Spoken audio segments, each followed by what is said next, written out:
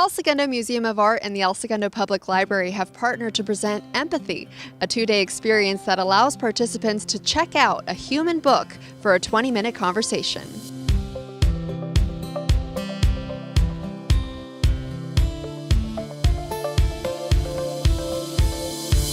In 2000, there was a movement in Copenhagen, Denmark, for an event that would help break down stereotypes. And so volunteers came forward to be living books or human books that could be checked out or reserved by readers. And for 20 minutes, they have a conversation based around a subject or theme of the book's choosing. And then in 2008, Santa Monica Library did a similar project. So this project has only grown and gone around the world. Julie, Todd's senior librarian from El Segundo Public Library, came to us last year saying like, hey, how about doing a living library? And I immediately loved that idea. Living library made immediately sense to me. It was clear like, okay, that's fantastic. This is exactly what Esmora wants as well, because it's all about connection and like to have an experience, like how do you feel for other people, how like to learn something new, to be curious, to be open-minded. I had heard about it several years ago through the Santa Monica Public Library, and when I had first heard about it, I thought, well, that's just an amazing concept to be able to provide an opportunity for people to sit down and have conversations with strangers and to be able to, you know, be a little more understanding of our differences and our situations. And I just thought that, like, this is just a perfect opportunity to, you know, bring it to El Segundo, and I'm just really happy that it finally worked out. The living books included Richmond Street Elementary's crossing guard, a 22-year-old female engineer, and the co-curator of Esmoa's current experience. I feel like every kid there is my kid. So I want to make sure that everything's okay with them. I see them at their best, so I see them at their worst.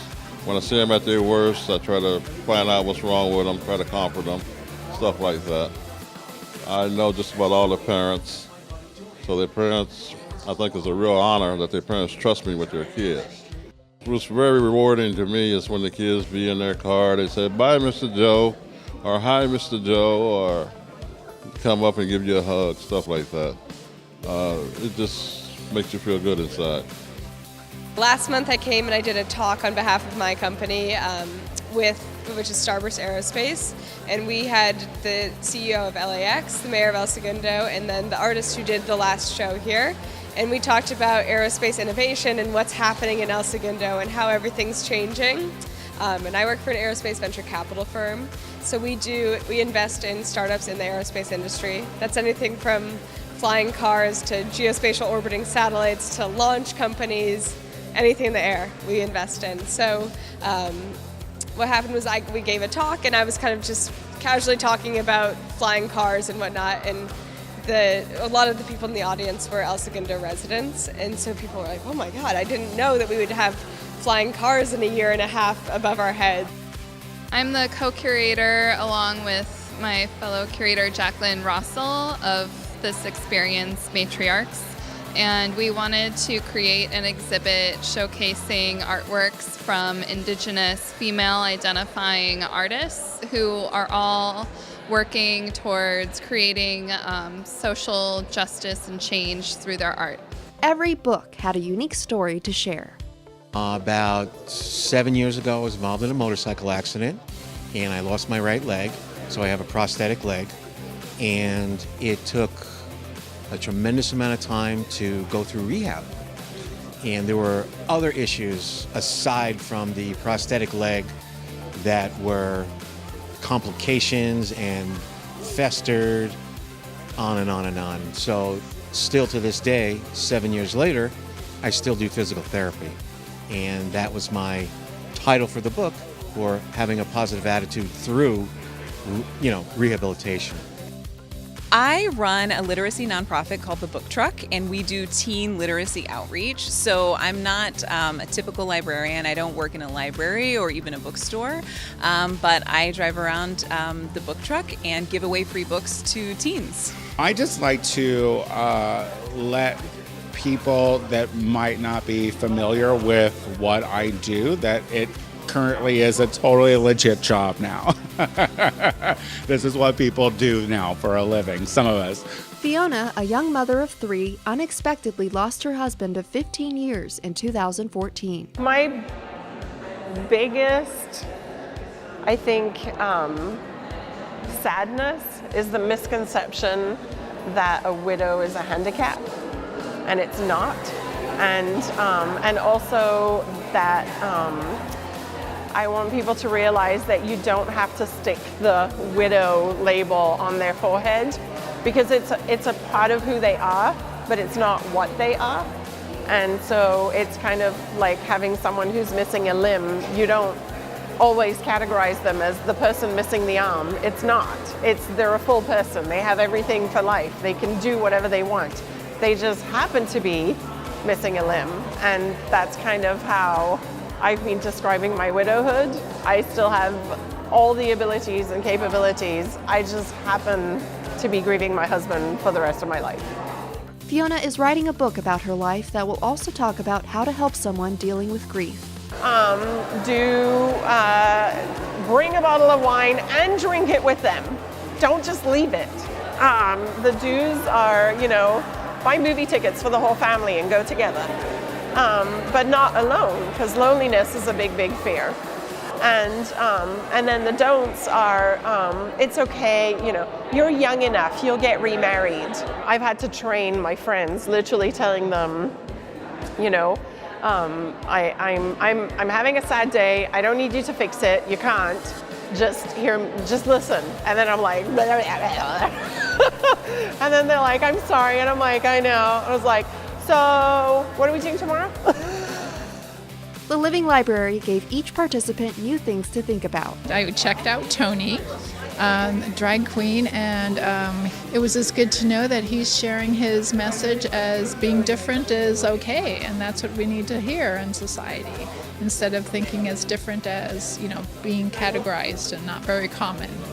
So he was interesting that way, listening to his story and how he grew up and how he loved how his different types of education is taking him where he is now. And my second book was with Cindy, the mom who survived a death of a child through addiction. And it was a coincidence, I think, because I have teenagers, and it's just good to hear how a mom experienced that, and how any mom who gives her all could be in that predicament of having a child go into drug addiction. Just because you're involved in some type of catastrophe, we all have catastrophes, whether it be mental, whether it be physical. It happens. Life is tough. It's not easy. You just have to sit down, take a minute, step back, kind of figure out, retool yourself, try to figure out, what can I do? How can I be positive in this environment without creating a burden on society? Retooling yourself would be kind of the key word of getting back into society, helping, so you're not a physical, mental, economical drain on society and just kind of waste away. My first conversation I had tonight was actually with a high school girl. And so I really tried to ingrain the idea of just trying new things and being brave and standing up for your thought process. We need more women doing what they love and not what they think is important or what they're supposed to do or what their parents want them to do. It turned out to be a rewarding experience for the books and the readers. So I checked out 3. One was Anna, who is a sister and a dreamer. One is Chris, who works with parents and helping them with homeless type people. And then one was the curator of this, Kristen. So all of them were good. All of them have a story to tell. And it was a lot of fun. I thought it was so interesting, not only the questions that people brought to the table, but also just the interaction and the conversation that happened, and finding out, what was going on with those people, or what brought them to have a conversation with you, and what was going on in their lives. And it was really cool. I spoke with a refugee. I spoke with somebody who's a DACA dreamer. I spoke with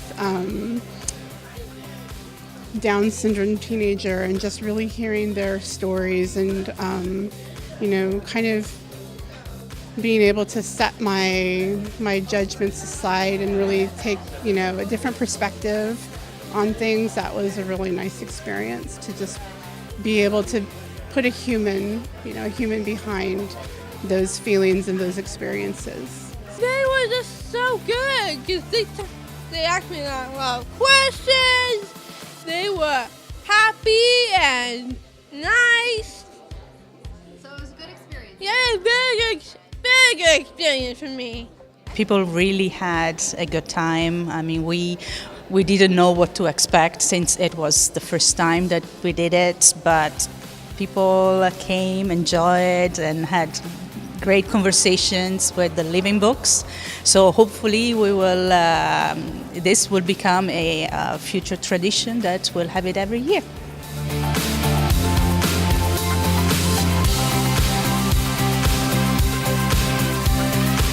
With the popularity of cell phones and technology these days, nothing beats a real conversation in person. And this has been a great way to talk with someone you normally wouldn't see every day at school or at work. And you can learn a lot in 20 minutes. For El Segundo TV, I'm Catherine Chen.